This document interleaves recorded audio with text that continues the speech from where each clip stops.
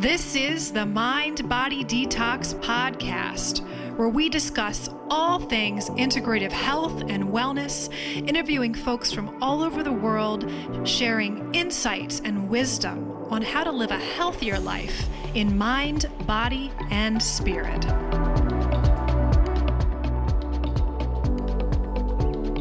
Welcome back to the Mind Body Detox Podcast. I'm your host, Integrative Intuitive Medium, Kara Lovehart.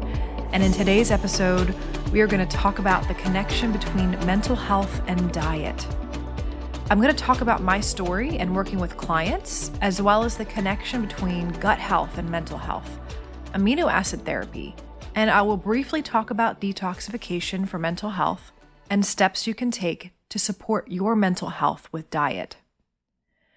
Now, along my journey with my own food connection and my mental health, I had no idea that there was a connection between what you eat and how you're feeling emotionally, and anxiety, stress, mood swings, hormone balance stuff.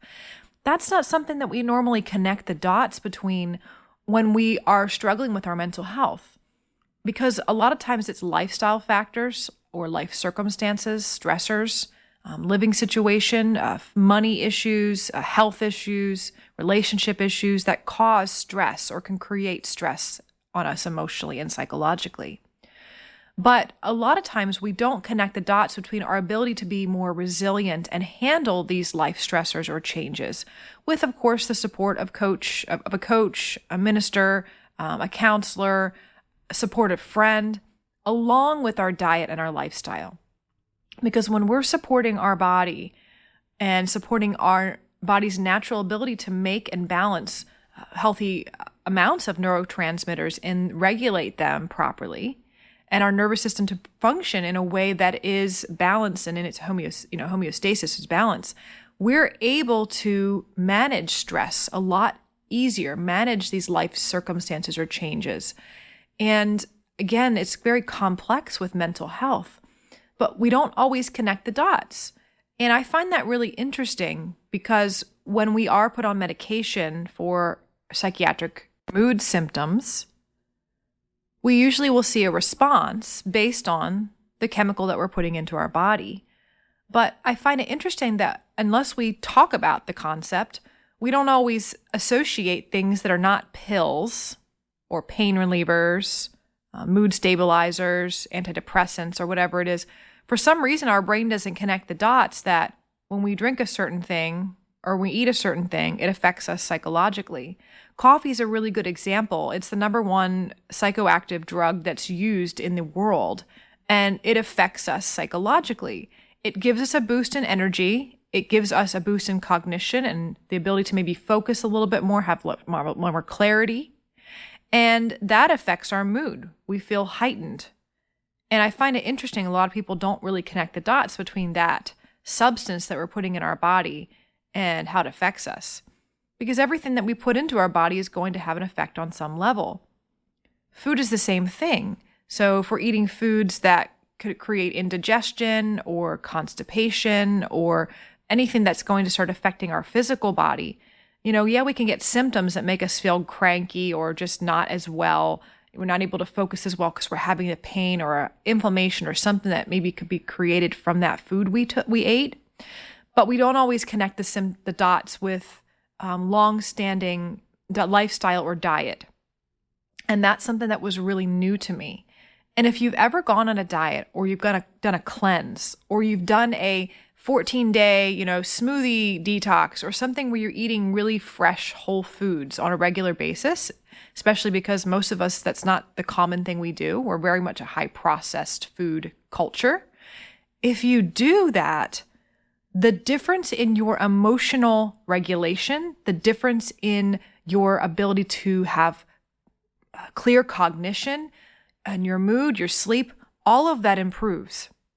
And a lot of times we don't ever really try that because it seems hard. It seems overwhelming. There's a lot to do a diet change. But there's enough evidence from people's experiences of changing their food and their diet in changes on their mood that I found it interesting years ago that there wasn't as much research and education about it as there is now.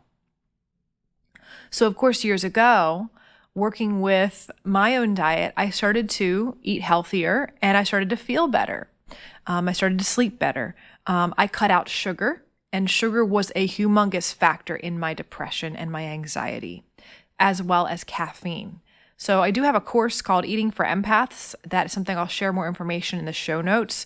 But really, as a highly sensitive person, we all are affected, whether you're highly sensitive or not. But if you are a sensitive person, chances are you're more affected by food, diet, and lifestyle than other people. And so a lot of times people don't really have the resources or the awareness of how much that factor can change your life completely. So when I cut sugar out, that was a big change for me. Now, it took a lot of time. I was a sugar addict. It was really like getting off sugar for a week or a couple days and then binging. But the immediate effect of your blood sugar levels, even just having a spike from the sugar intake, from whatever it is that you're eating, gives you a little bit of that heightened sense. You are pumped, you're feeling good, and then you fall and you drop and you have a sugar crash. And that's something that we see our kids experience too. If you don't experience it as intensely, watch your children after the Halloween candy binge and they're feeling, super hyper or ADHD, or they're running all over the place, and then they crash, they fall asleep, or worse, they're cranky and they're just, they act crazy. But those are things that affect our mental health. And sometimes you can get weepy children. I feel like children are more able to show us what we could be experiencing because we don't always look at ourselves from the outside in and recognize what might be going on and what maybe substances they could have eaten, because we pay attention sometimes more to what we fed our kids than what we've eaten. So that's something that's really interesting. So for me, I know that blood sugar issues were a factor. We have diabetes in my family, so that affects mood for sure. Nutritional deficiencies, and then toxicity. And I'll talk more about this in an upcoming episode. We're going to have some guests on to talk about toxicity from environmental pollutants. And for me, I had exposure to lead paint, and that affects your brain health. That affects people on a level that will affect their cognition and actually can contribute to mental illness. So that's something that people don't always connect the dots there. So what is the connection between mental health and diet? So first off, we're going to talk about blood sugar levels, because this is the most common thing that I see with clients that I work with in our culture. Most of my clients come in and we go over food and we talk about what their diet and lifestyle is. Without shame, of course. A lot of people are really ashamed and they don't really want to share what they're eating because they're like, I know I'm not eating the best, or I'm not drinking enough water. We know all these things, right? But really it's trying to look at bringing awareness to the food intake, how often food's being eaten, how much portions are included in each of the meals and snacks, as well as cravings that are related around those meals. Because cravings are a huge clue potentially on what type of amino acids our body is needing, because amino acids are precursors a lot of times to helping us make neurotransmitters. And neurotransmitters are really interconnected with our mood. Serotonin is one you are often hear about as a neurotransmitter connected to helping you stay out of depression. So blood sugar levels, we look at that based on your food intake. A lot of my clients don't eat 3 meals a day, and not everybody needs to eat 3 meals a day. Everybody's body is different. There's no one way for any person, but it's very common for people to skip meals and then have blood sugar crashes and their mood gets imbalanced. Now, that may not be a major depressive disorder or a bipolar or schizophrenic, diagnosis that they would be struggling with. In some cases, it's just that they struggle with anxiety, and sometimes that can snowball itself and increase over time. But I think that blood sugar levels are a really big thing that people don't recognize that can contribute to their mental health. Fats as well. So I find that one interesting. We have so much research now on the connection between essential fatty acids and inflammation in the brain, or lack of it, and creating more inflammation in the body. And about when I was 16, I was seeing a psychiatrist at the time, and he was in his office and he had this huge bottle of omega-3 fish oil. I think it was omega-3 fish oil. And it was like the hugest bottle I've ever seen. And he said, he was just popping them like candy. And I was really confused. And he looked at me and he goes, so yeah, there's a connection between mental health and fish oil. And he was a more progressive psychiatrist that was integrating in supplementation and minerals and vitamins along with medications for his clients. And I was one of them. So I thought it was really cool to have that awareness, but it took years before there was more research to prove the validity of this. And a lot of us are deficient in essential fatty acids. That's why the term essential is there, because our body cannot make them. We have to get them from some other source. So that's something that's also interesting, the connection between healthy fats and brain health. So brain health in all forms, but also how it connects to mental health. Hydration is another one I find interesting. We don't really drink enough water. And of course, that can have a lot of effects on the body and also the mental health. But I'm looking at more the interesting factor in hydration levels and our ability to detoxify. Because it's so interesting, when we are unable to detox properly, those toxins can build up in the system, and that can affect our mental health. When people are not having proper bowel movements, or they're having, either constipation or diarrhea, there's a really interesting correlation between mental health symptoms. So, you can have that thing, well, you're just cranky because you haven't pooped. You hear that when people will say that to their kids, or, you might even feel that or experience that yourself, or the opposite is true. But gut health is so interconnected with mental health, and that's what we're going to go into next. But I just find it really interesting that if we're not able to get enough hydration in us, then it's going to affect all of our elimination system and how much we can detoxify. And we are surrounded by a lot of toxins in our environment. We'll be going much more deeper into this topic of toxins in our environment in the upcoming episodes. But I find that something that we don't always connect the dots between hydration levels. And no, coffee and caffeinated teas, they're not necessarily hydrating substances because they're diuretics. So you want to make sure that if you're not getting enough water and you're drinking a lot of coffee or caffeinated tea, that you are recognizing that you could be potentially inhibiting your body's ability to detoxify. And that can affect your mood. Now, obviously, substances have a big effect on mental health, like alcohol and drugs, right? We know that. Again, they're more extreme those substances are more extreme in the way that they alter our consciousness. But we don't also think about other things that are in foods, food dyes, preservatives, chemicals that are just in our products and our processed foods. And it's not even until more recently there's been a lot more awareness around food dye and ADHD symptoms in children. And ADHD is a mental health diagnosis. So if you have any children or grandchildren or know anyone that struggles with ADHD, it's very well known that they're really sensitive to substances like caffeine, sugar, preservatives, red food dye. You might have heard that, like, oh, don't let them have the red food dye. They'll go crazy. But that's something that I find really fascinating because we don't really, again, think about how much these substances could affect us unless we have these diagnoses.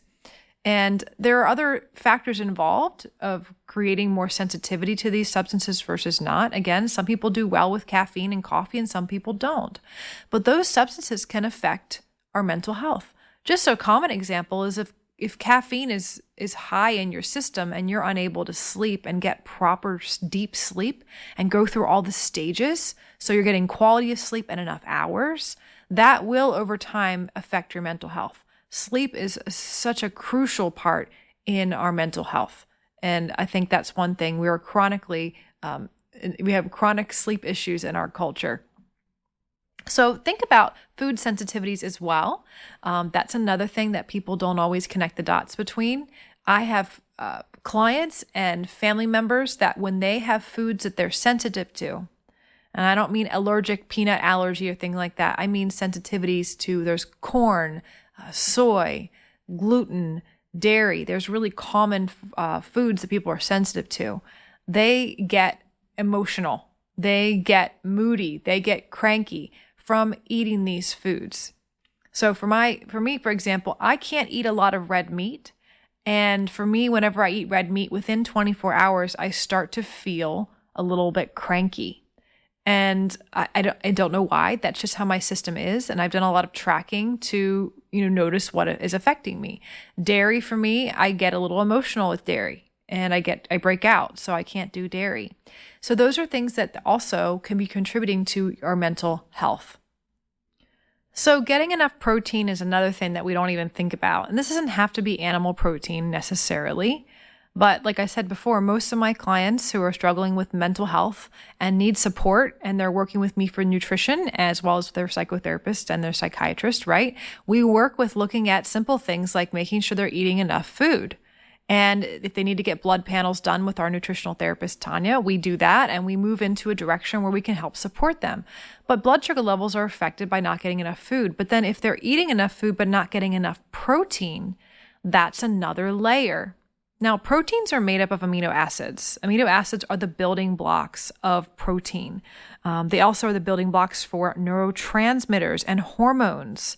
So what is interesting is the nutritional psychiatry is now prescribing amino acids for treating psychiatric disorders. And of course, they're working with the parameters of what they've understood and what they're learning. But I mean, when you take a pharmaceutical medication for a psychiatric disorder or symptoms or whatever your diagnosis is, you're basically getting something that's supporting balancing your own neurotransmitters in the brain.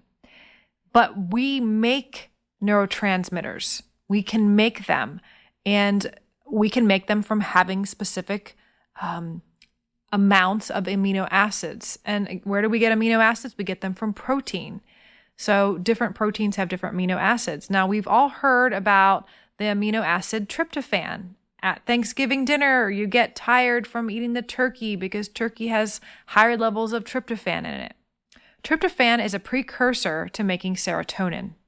So if we don't have enough tryptophan, it's going to affect our serotonin levels and can potentially affect our mood, affect our sleep, because it's also related to melatonin production. So doesn't that sound a lot better? Your body creating your own neurotransmitters for you. Again, 90% of your serotonin is made in your gut. So you make that, your body makes it. And if you're deficient in it through you needing particular proteins or amino acids, then why not support it with amino acid therapy? And of course, working with your doctor to do so. But I think that's a much more safer option than some of the side effects that come along with these pharmaceutical drugs. And some of the side effects are a little bit intense and some of them very dangerous. So I like that option. I think it's really, really great. There's also a really great book that I'm going to include in the show notes that has been very supportive for a lot of my clients when they're going through the Mind Body Detox program. We utilize the principles of this book in our program, in our private sessions with our nutritional therapist, because a lot of times people, if they're lacking in specific neurotransmitters in their body, they will need something for their body to regulate. As I said in the last episode, our body is a self-correcting organism. So it wants to find balance. So whenever we are deficient in a certain nutrient, mineral, vitamin, or even an amino acid, we'll have certain cravings and we'll crave certain foods. And sometimes we're trying to get that particular amino acid, vitamin, nutrient, or whatever from something that maybe doesn't have that in it. Maybe it's a low quality source of that substance that we're needing. But the reason why we're craving that particular substance is for good reason. Our body needs it to make something to create homeostasis. Good example is magnesium deficiency. You can potentially have cravings for chocolate. And magnesium helps relax muscle tissue. Magnesium is also very helpful for brain health. It can be very calming for the nervous system. So if you struggle with stress and anxiety, magnesium supplementation is one thing that doctors a lot of times recommend. So if you're having certain cravings, again, like chocolate, and your body's just trying to get that magnesium to help calm your system down, or other high magnesium foods that you might be craving, or other substances, it makes sense that the body's just trying to support that. So we work with that in our program for the Mind Body Detox program, because a lot of people are feeling shameful about the things that they crave. And I go, no, there's reasons why. There's always a reason why. And I think that, especially when it comes to our mental health, we also have to look at what are we seeking, whether it's behaviors or mental patterns or whatever's going on. How is that connected to food, vitamin, mineral, amino acid deficiencies, and also the next topic of gut health. The future of psychiatry, I think, is strongly interconnected with maintaining and managing gut health. So what exactly is gut health? Well, we're going to go into this topic a lot deeper with a special guest on this topic, but it includes digestion of food, enzyme production, breaking down of food. Are you breaking down the proteins that have the amino acids in it? Are you even able to break them down enough for your body to utilize those amino acids? How about any stomach lining issues, any underlying stomach or digestive diseases that contribute to imbalances in microbes? So gut microbes contribute to a lot of your mental health and your immune system too. 90% of our serotonin is made in our gut, and our gut microbes make that for us. And if they are inhibited due to antibiotics, birth control, toxins in our environment, in our water, any pharmaceutical drugs we may be taking, any stomach acid blockers that we might be taking, any foods that contribute to growth of the unhealthy microbes or bacteria, so high carbohydrates, sugar, any substances, those things all affect the ability for our healthy microbes to make the neurotransmitters that are needed for our mental health and wellness, for our energy production, for mental cognition and clarity. So if we're experiencing a lot of brain fog, sleep issues, stress, depression, anxiety, all of those things, even up to schizophrenia and bipolar disorder, these have all been linked to gut health imbalances. And I think that if you have not tapped into the fabulous resource of Dr. Natasha Campbell, I highly recommend you go down that rabbit hole. Oh my gosh, I think she is amazing. Her book, GAPS Diet, so Gut and Psychology Syndrome, GAPS, GAPS. She has done some extensive research and working with patients from all over the world for helping them reverse mental health diagnoses. So she's helping people to reverse some of these issues, as well as some of the other strong diagnoses that people are experiencing.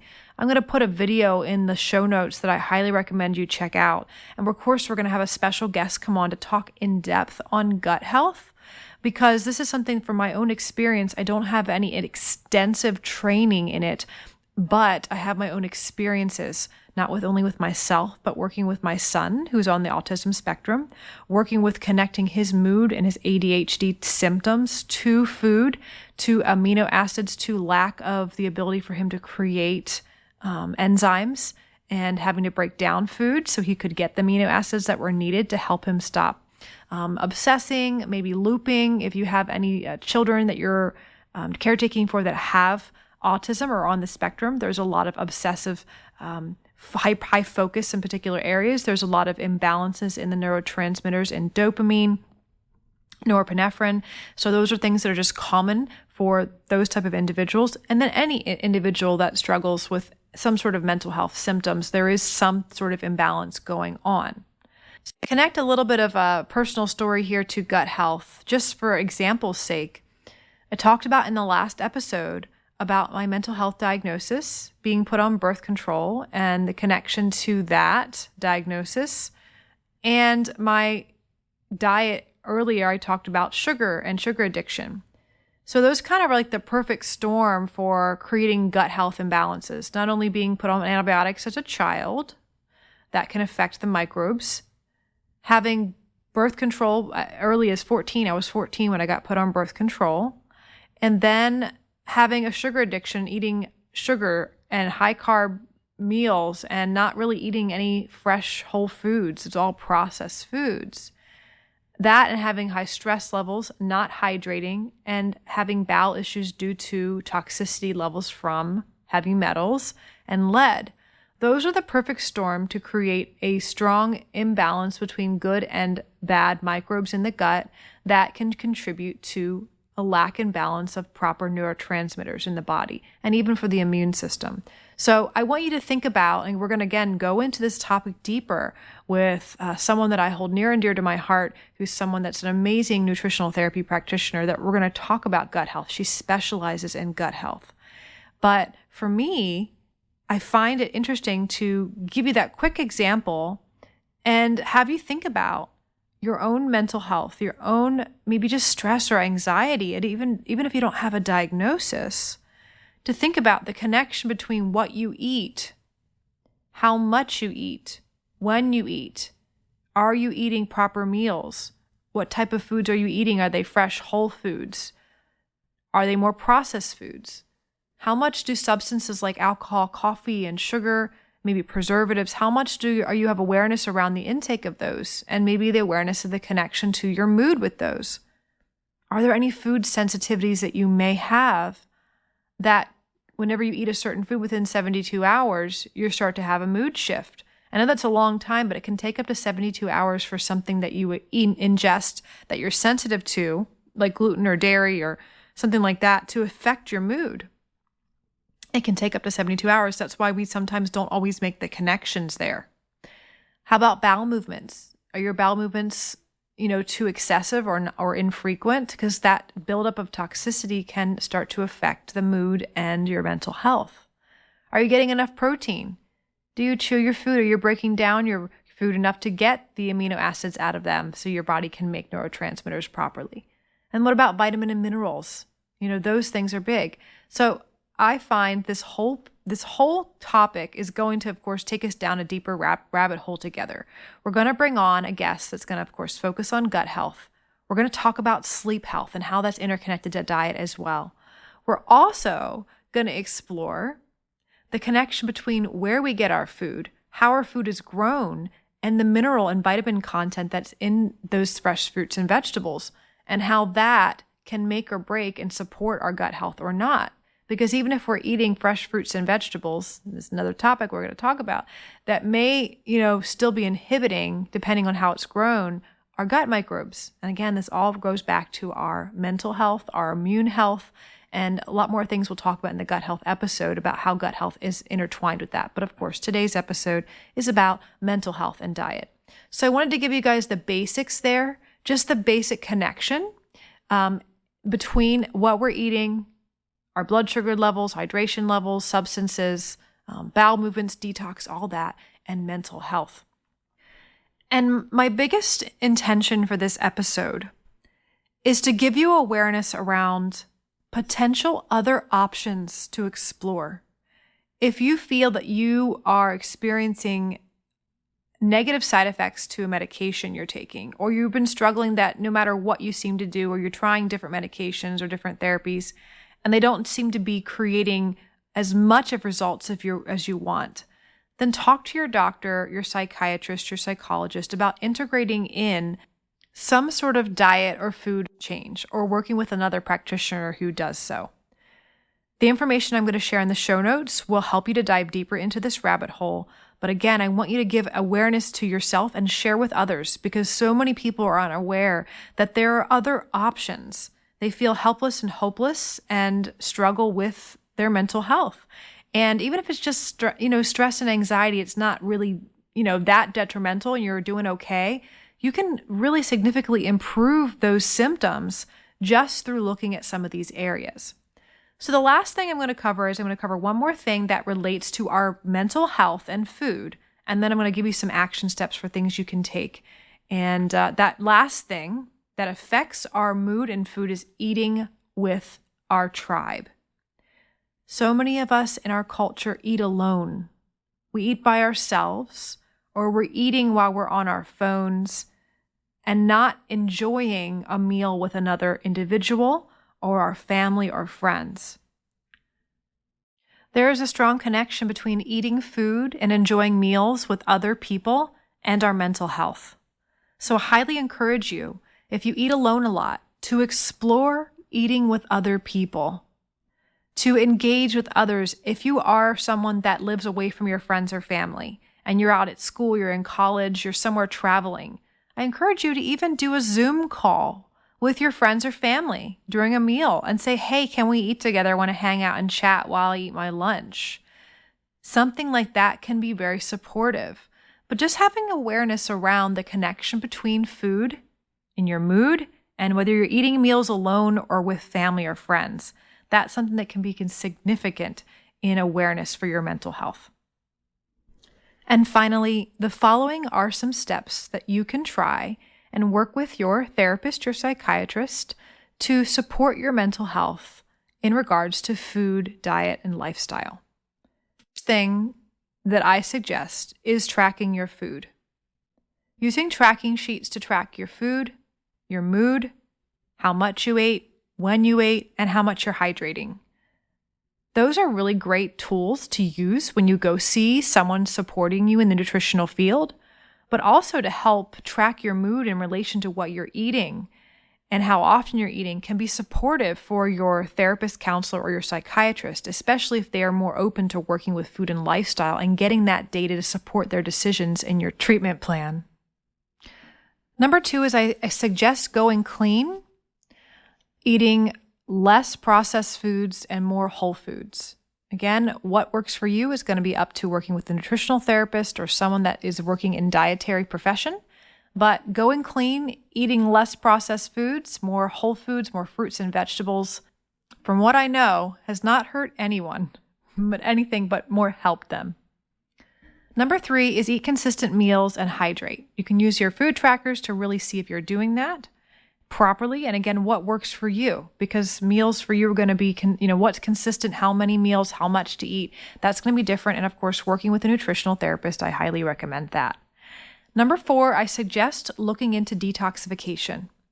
Getting some education about what that looks like for you, what particular toxins you may be exposed to, what particular even substances that you are ingesting on a regular basis, even something like sugar or coffee, and to do some sort of detoxification from anything that could be contributing to your physical or mental health. And then number 4, again, I highly recommend seeing a nutritional therapist or an integrative or functional doctor or coach and looking into nutritional psychiatry. We at Firefly Hollow, we offer online free consultations to see if you want to work with any of our nutritional therapy practitioners or any of our functional coaches. But we highly recommend you check out one in your area or online, and I will give you some resources for that, and I'll link to do a free consult, because I think working with someone in tandem with your psychologist, your psychiatrist, and your primary care provider can be amazingly supportive for your mental health journey. And number 6, last but not least, educate yourself and spread the word. Again, in our last episode, we talked about eradicating the stigma around mental health. And with this episode, I hope it educates you a little bit more on understanding that your body, your brain, your mind, everything is trying to create homeostasis. It's a self-correcting organism. And if you're not integrating in proper vitamins, minerals, nutrients, hydration, even amino acids, if your body's imbalanced, it's trying to seek that balance. And your mental health is not your fault, but it is your responsibility. So educate yourself. Spread the word to someone who maybe needs this information and they just are not aware. Maybe they're struggling with shame around that, or even for people who just want to have other options to support their mental health. Again, I will share resources in the show notes for you. I highly recommend to check out Dr. Natasha Campbell. That video, it will take you down an amazing mind-expanding rabbit hole and really lift a lot of weight off of you and bring so much empowerment and awareness to all the things that contribute to your gut health and how that contributes to mental health. And then again, we'll bring on upcoming episodes here. We'll have some of our specialists in those areas, and I'm really excited to introduce you to them.